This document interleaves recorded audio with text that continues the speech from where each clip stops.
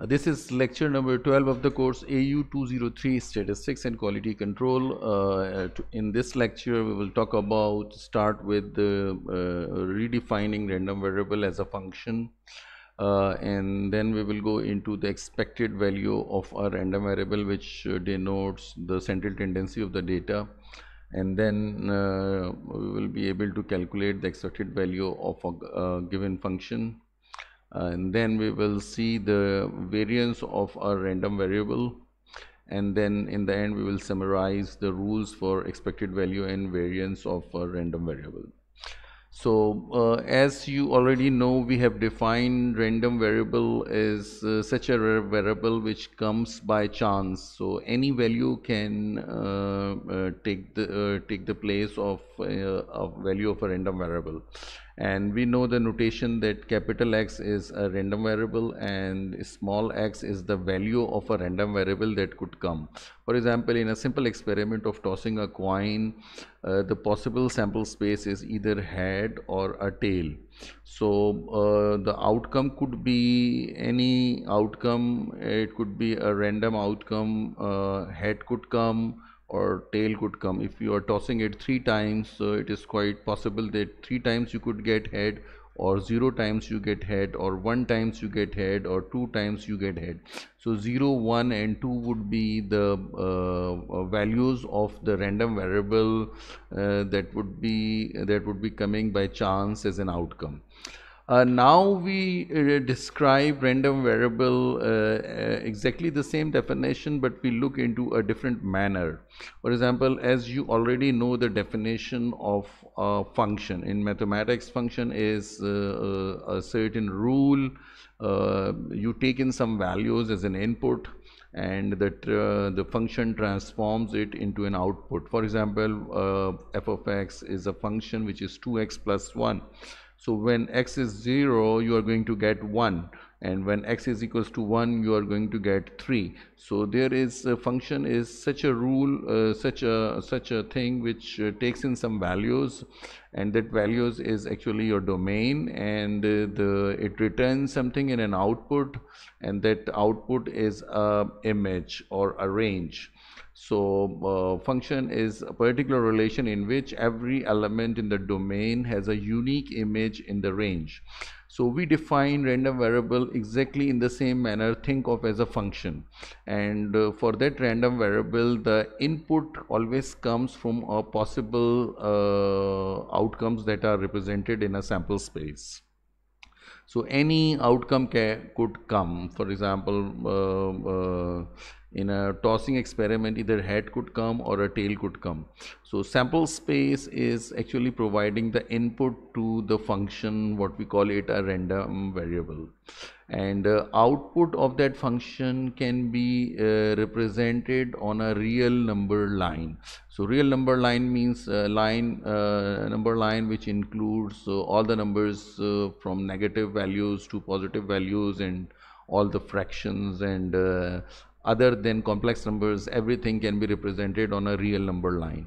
So what random variable is, it takes input from a sample space, and the possible outcomes are given in the sample space, and you take some input from the sample space, and the random variable is such a function which actually gives something in an output, and output is something which can be represented on a real number line, and the value of the random variable would be represented by the small letter x.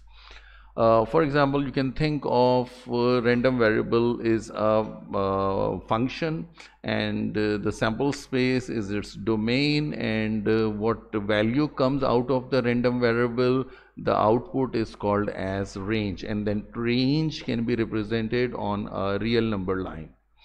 So this is what and this range doesn't mean the maximum minimum value. Range means the output of the function, and domain is the input of a function. So we can think of for example, in case of a simple experiment of head and tail, your possible sample space is this. But what actually x does, x is a random variable which is think of certain function which takes in certain input, and input is coming from a sample space, and what this function does, it translates the input into an output, and that output can be represented on a real number line. For example, here we use in order to represent head, we use our digit 1 on a number line, and if there is no head, then we use digit 0 to represent there is no head, that is tail. So random variable is such a function which transforms the input into an output, and output can be represented on a number line. So this is the understanding of random variable as a function. Okay, just take another example to get a feeling of a random variable as a function. Let's say you have 3 books which are placed on a shelf from left to right, and you have numbered it at 1, 2 and 3. So first book is labeled 1, second book is labeled 2, third book is labeled 3.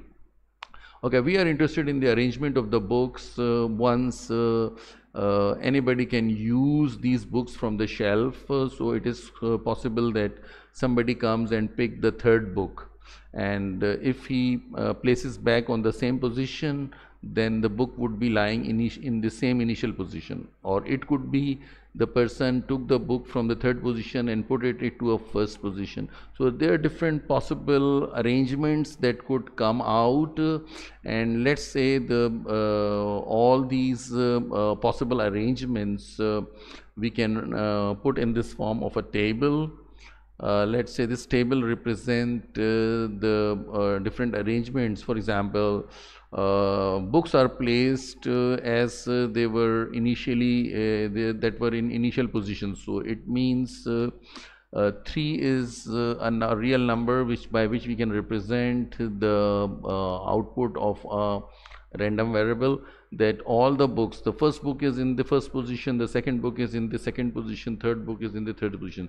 So all 3 books. So X is a random variable which represents the number of books that are present in their initial position. So if this is the case, then X would be 3. The value of random variable would be 3. If this is the case, it means the first book is in their first position, but second and third book has been shuffled. So only one book is in their initial position, that is the first book. Or if this is the case in which third book is in their initial position, first and second book has been shuffled, so one book would be in their initial position. Or if the arrangement is like that, it means second book comes to the first position, third book comes to the second position, and first book come to the third position. So none of the book would be in their initial positions. So 0 is the random number which will be an output of that function. Or it could be this arrangement where there is no book would be in their initial position, or if this could be the case in which the second book is already in their initial position, only the third and the first book have been shuffled, so only one book that is in the middle, the second book, is in their initial position. So what we do is we take an input from a possible sample space. So your possible sample space comprises of 6 different arrangements. But once you say you have a random variable, that random variable transform that input taken from a sample space and brought it into a real number line. So you could represent the output of that function, that is a random variable X, in terms of either 0 book in their initial position, or 1 book in their initial position, and 3 book on their initial position. And so there is no possibility of that 2 books would be in their initial position if there are 3 books. So that come out to be 0, and you represent the same thing on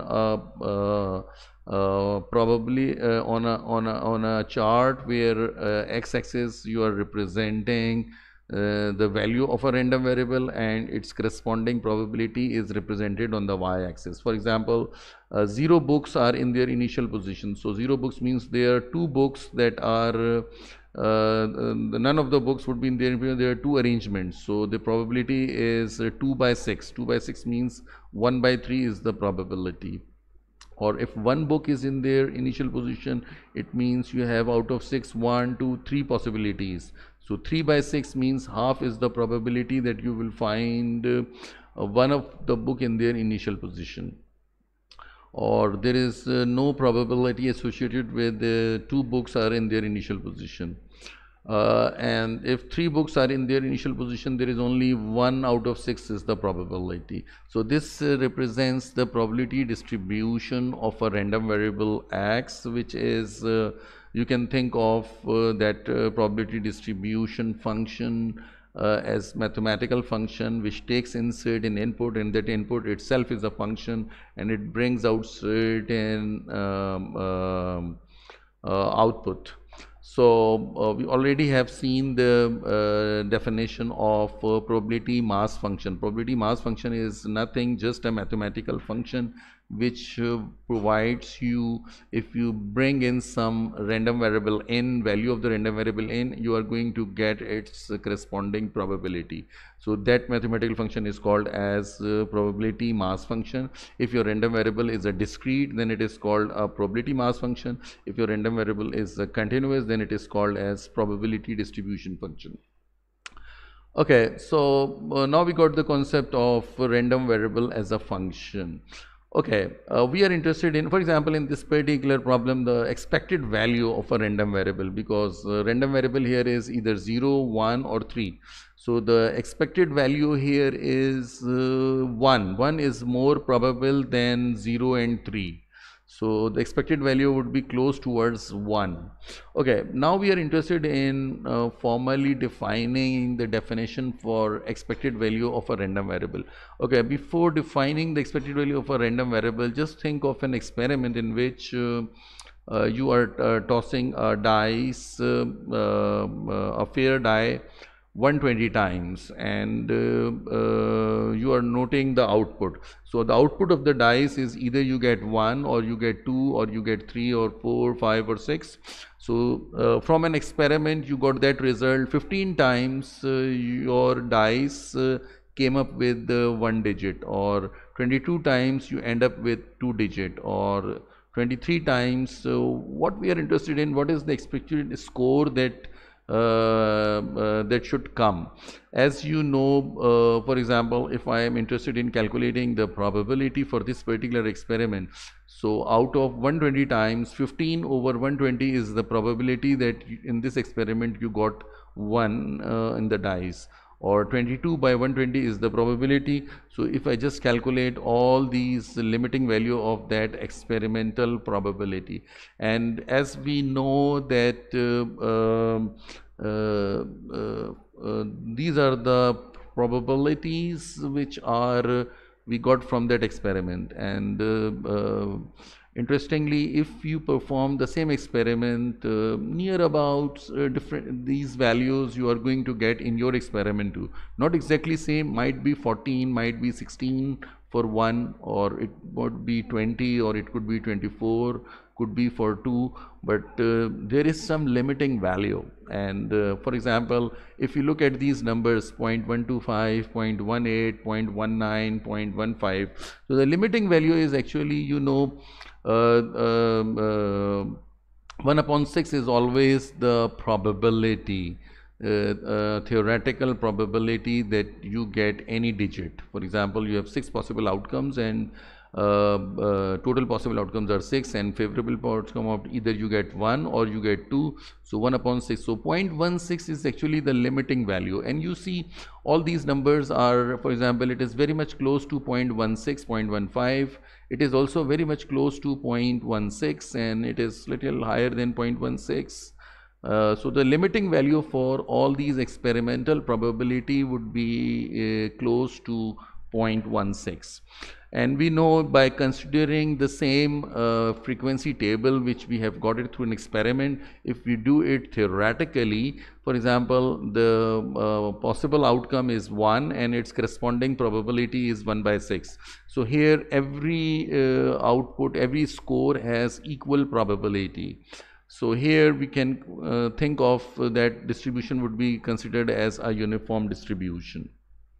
And if I am interested in what is my expected score, so either it could be 1, it could be 2, 3, 4 or whatever it is. So how we calculate it, if you just think probabilities as their weighting functions and multiply 1 upon 6 with 1, and 1 upon 6 with 2, and sum up together, you got a number 3.5. So 3.5 can be thought of as an expected value. Between 3 and 4 is something which is more probable than any other number, and we can think of that 3 and 4 are those digits which are some higher probability, and which has higher expected value, or the central tendency of the data would be lying between 3 and 4. So formally we define expected value of any x is a random variable, and x can take any value. Either x can take 1 or x can take 2, and the value of the random variable is represented always with some small letter x. So x can take any value. If you multiply by the score with its corresponding probability and take the sum for all the scores or all the values of x, you are going to get the expected value of a random variable. Or if your random variable is a discrete random variable, then x can take any value, x1, x2, x3, and small pxi is representing another way of representing the probability of the corresponding probability of their discrete random variable. Okay, so let's say what is the expected value of a discrete random variable? Formally, it is actually can think of as a mean value or the average value of the score. And if x is your random variable, what you need is the value of the random variable multiplied by its corresponding probability. And corresponding probability, as we already seen that the probability mass function or any mathematical function that is actually giving an output something as a probability, giving an output, you multiply probability with its score and you take the sum, you are going to get the expected value. For example, just take a problem in which you have a distribution given. So x can take value -2, -1, 0, 1 and 2, and the corresponding probabilities could be, if x is -2, then the probability is 0.3, or if x is 0, then the probability is 0.15. So once I need to know what is the expected value, whether -2, -1, 0, 1 or 2, so what I need is I need to multiply the corresponding score with its corresponding probability. So -2 multiplied by 0.3 and add them together with -1 multiplied by 0.1 and 0 multiplied by 0.1. So minus 0.2 is something which is something here -1, and minus 0.2 would be something in this middle. So that is actually the expected value of that random variable, because x is a function which can take any value, can bring certain output, and these outputs are represented on a number line, whether it is -2, -1, 0, then the expected value is representing the central tendency of the data. Okay, this example, there is a problem in from gambling, and this problem gives you an idea about what is the importance of this expected value. For example, we have a game in which 3 dice are thrown. If you get a 1 or a 6 in any of the dice, you are going to win, and winning means winning $1. And if you don't win, then you have to pay a $5. So this is sort of a game. So either you get 1 or 6, you are winning $1. Or if you are not getting 1 or 6, then you need to pay $5 as a penalty. So how would you expect to win or lose when you play 9 such games? So instead of 3 dice are thrown, actually you are playing 9 games. So let's say we just calculate for 1 dice the expected value, and then we will be able to calculate for 9 games. So let's see how we formulate this problem into a probability distribution table. For example, when a single die is thrown, the probability of getting 1 or 6, so you know the probability of getting 1 is 1 by 6, or probability of getting 6 is also 1 by 6.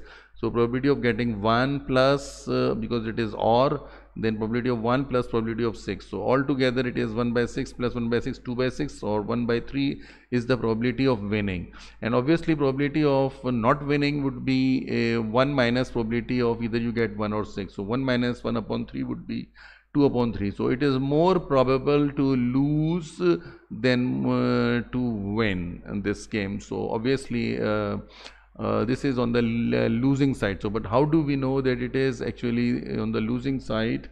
The answer is going to tell us. Okay, for example, if we in this particular game we are supposed to throw 3 dice, not 1 dice. So for 1 dice, winning is 1 by 3. So for example, if you put your dice 3 times, so let's say for example in what is the probability of winning in all 3 dice. So the first or losing, for example, losing is 2 by 3. So the first die losing would be 2 by 3. Once you have completed this, then the second die losing would be 2 by 3, and the third die losing would be 2 by 3. So if you multiply together, 2 2s are 4, 4 2s are 8, and 3 9s are 20, 3 3s are 9, 9 3s are 27.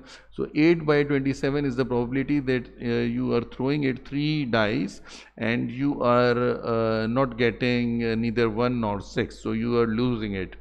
Then obviously winning would be 1 minus the losing. So 1 minus losing would be, so 19 upon 27 is the probability that you are going to win, and 8 by 27 is the probability that you are going to lose. So because here 1 or 6 means you are throwing it 3 times. So winning 1 or 6 on all 3 dice would be, the probability is 19 by 27. So we already have learned how to calculate probability by using the OR rule and the AND rule. Okay, how we turn it into the problem of random variable as a function. Let's say $x is actually the random variable, and that represents the amount we won in the game. For example, if you have the probability of winning, then you are going to x would be in this particular problem, because set here is 1. So if you win, then x would be 1, and if you don't win, then x would be minus 5 here. So if you lose the game, then x would come out to be minus 5. So outcome of a random variable is can be represented on a number line. Either you say 1 or either you say minus 5. Minus 5 means you are losing $5, and plus 1 means you are winning $1. So the probability distribution table for that random variable x would be came as probability of getting a random variable 1. 1 means winning $1 would be 19 by 27, and the random variable comes minus 5. Then its probability would be 8 by 27.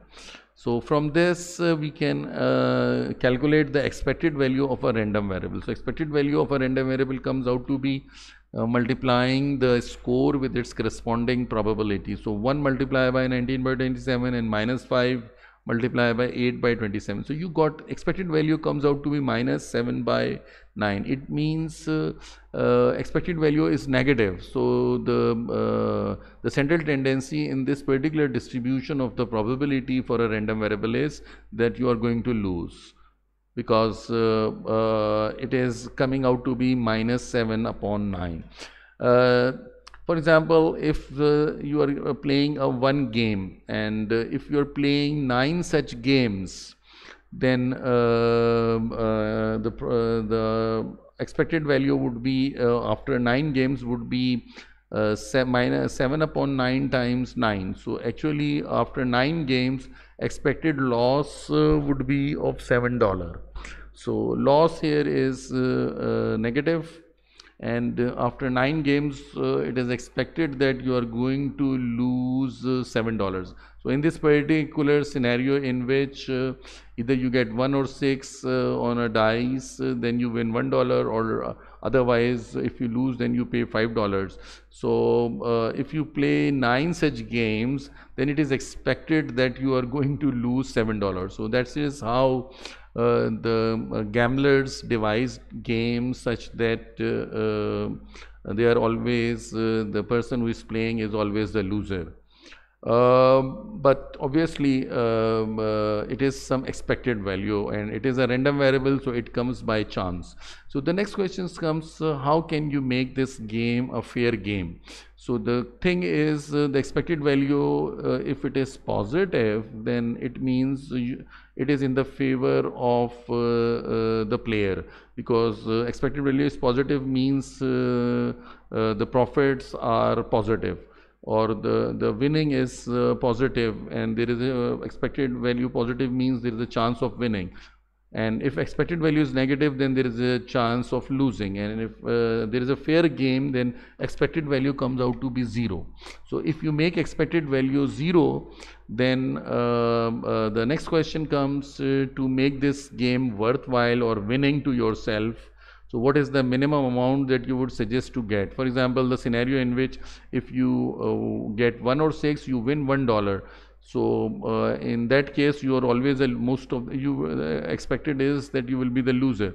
But if you want to win maybe $2, maybe $3, maybe $4, so if you put this expected value 0, then the value of x, which could be your positive x, this number 1, instead of 1 you put x here, and the rest you put it same, and the expected value put 0, then you got the number $2.11. So $2.11 is that price for this particular game if you want to make it a fair game.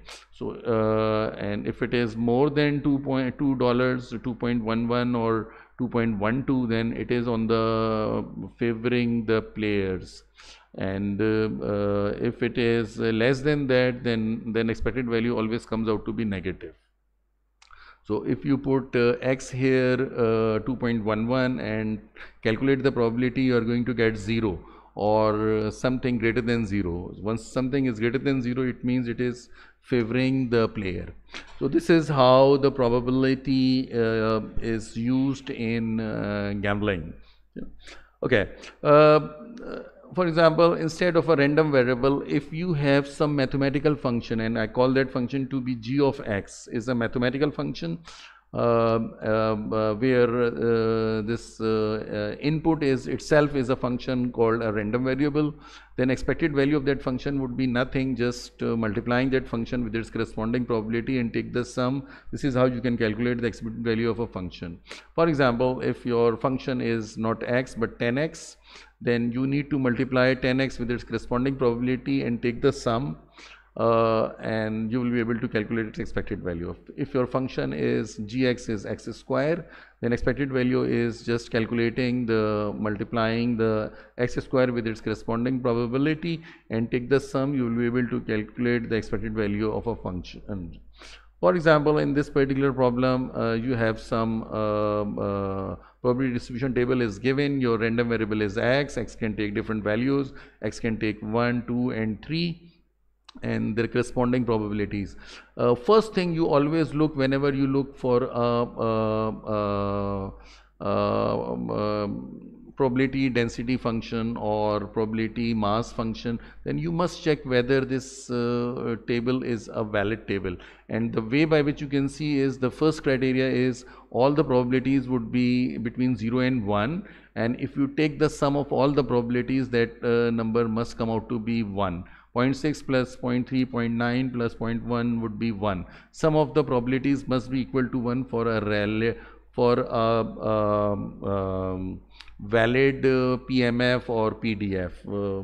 I mean, I have just put PDF, but you can put if x is a discrete random variable, then it should be called as PMF, not PDF. If x is, because it's not mentioned here whether x is a discrete or continuous, so you can write anything. But if you are sure about that x is a discrete random variable, then its probability density function, we should say probability mass function, and the probability distribution is shown in that table. And what we need to calculate the expected value of a random variable. So either you get 1, 2 or 3, what is expected value depending on that. So you can think of expected value is nothing, just a weighted mean of that value, where the probability is its corresponding frequency and the score is x. So calculating the expected value of a random variable means multiplying the score with its corresponding probability and take the sum. So 2.2 is somewhere between 2 and 3 would be its expected value. For example, if I have to calculate the expected value of a constant, then I just put a constant here, and I can see that once 3 multiplied with the 0.1, because and then 3 multiplied with 0.6 and 3 multiplied with 0.3, I got the same number 3, and it must come because if 3 is common here, then it is a sum of the probabilities, and sum of the probabilities we already know equal to 1, then 3 multiplied by 1 always get 3. So we make it a rule that the expected value of a constant is actually nothing, merely a constant. Okay, for example, if expected value of this function 5x we have to calculate, so what I need is every value of x is multiplied by 5 and multiplied with its corresponding probability, then I can get the expected value of a function 5x. So 1 multiplied by 5 would be 5, and 5 multiplied by 0.1 would be 5 into 0.1. 2 multiplied by 5 would be 10, 10 multiplied by 0.6. 3 multiplied by 5, it would be 15, and then multiplied by its corresponding probability. So expected value of this function comes out to be 11.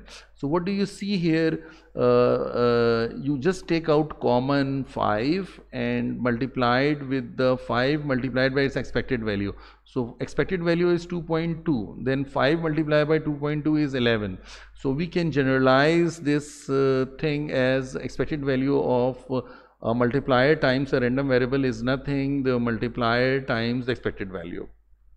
Similarly, if you have a function 5x plus 3, so 5x plus 3 means x is 1, 5 into 1, 1, 5 plus 3 is 8, 8 into 0.1.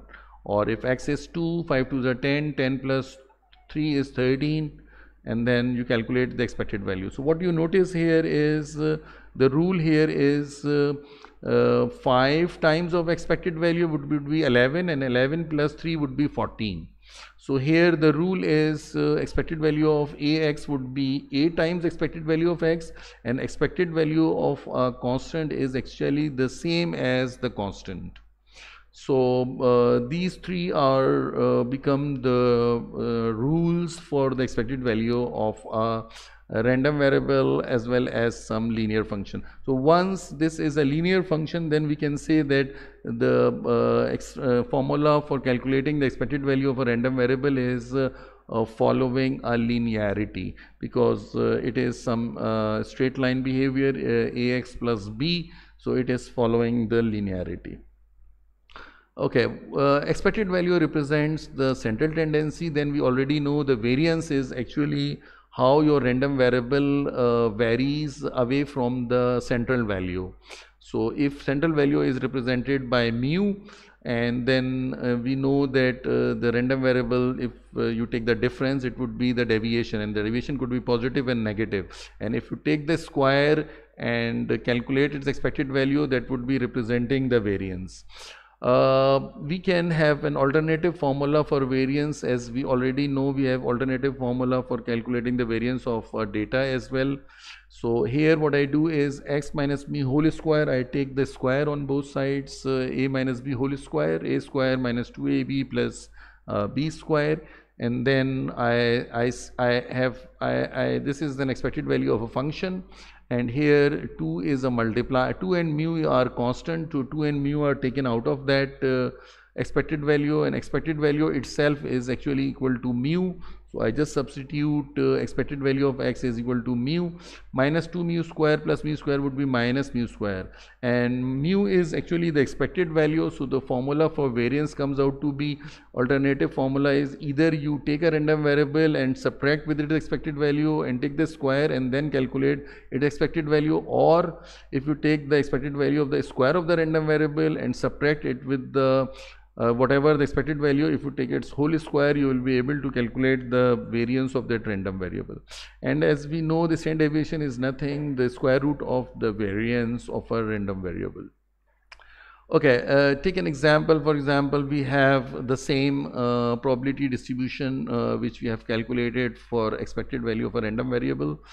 Same we do it here also, we calculate, because expected value of x we have already calculated 2.2 in the earlier problem, and x square was 5.2. X square is something just 1 square into 0.1, 2 square is 4 into 0.6, and 3 square is equal to 9 into 0.3. So you got the expected value of x square, and formula for variance is expected value of x square, which is 5.2, minus the expected value, which is 2.2 whole square. So you got the variance of a random variable here.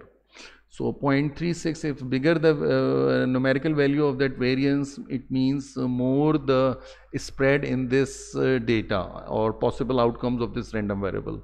And if it is less is the number, it means less is the variance. Okay, now we have to calculate the variance of a constant. For example, if you take a constant 3, so 3 square minus expected value of 3 whole square, and expected value of 3 is 3, and expected value of 9 is 9, and 9 minus 9 is 0. So it means constant value is not going to change, so its variance comes out to be 0. So we generalize the rule that variance of any constant is 0. Okay, variance of that function, we can do the same thing. Instead of expected value, if you put a function 5x and then apply the rules, and you end up with this number 9. So what you see here is 9, you are getting it is 5 is the multiplier. If you take the square, which is 25, and 25 multiplied by 0.36 comes out to be 9. So here the rule comes for variance is, if you multiply any random variable with a, then variance of ax would be a square times of the variance of x. So that is what we have seen is variance of 5x would be 5 square, which is 25 times of the variance of x. So 25 multiplied by the variance of x is 0.36. So you end up with 9, which satisfy that equation. Similarly, variance of 5x plus 3 you can easily work out, because you know the variance of 5x is nothing, 5 square times variance of x, and variance of 3 is 0. So variance of 5x plus 3 would be the same as a square times variance of x, because variance of the constant b would be equal to 0. So this is how we can summarize all these rules. These are the rules for expected value of a random variable, and these are the rules for the expected value of the variance. Where expected value of a constant is constant, and expected variance of a constant is 0. And expected value of a multiplier times the random variable is a times the expected value, and variance of the multiplier of with the random variable is a square times the variance of x. So this is different, and this follows the linearity, because and here, since the variance of a constant is 0, so we don't need to write 0 here. Let's say if you have x any random variable, let's say you have a situation in which you have possible sequence available for your random variable. X1 is one random variable, x2 is another random variable, and xn is another random variable. So n is would be the size of the sample, so which represents a sequence of independent random variables, such as the random variables corresponding to the observation in a sample. For example, if you have 5 random variables, so first outcome of a sample would be represented by a random variable x1, second would be x2, and fifth would be x5.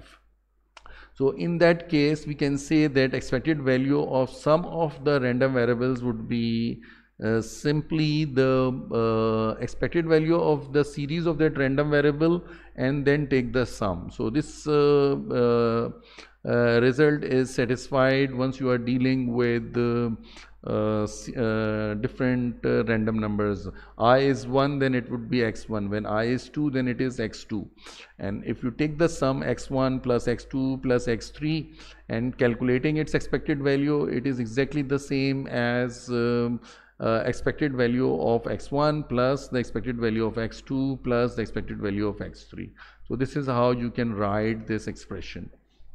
And same thing we can do it for variance as well. Variance of the sum of the random variables would be the same as the variance of the random variable, and then take the sum. So both equations are actually the satisfying it.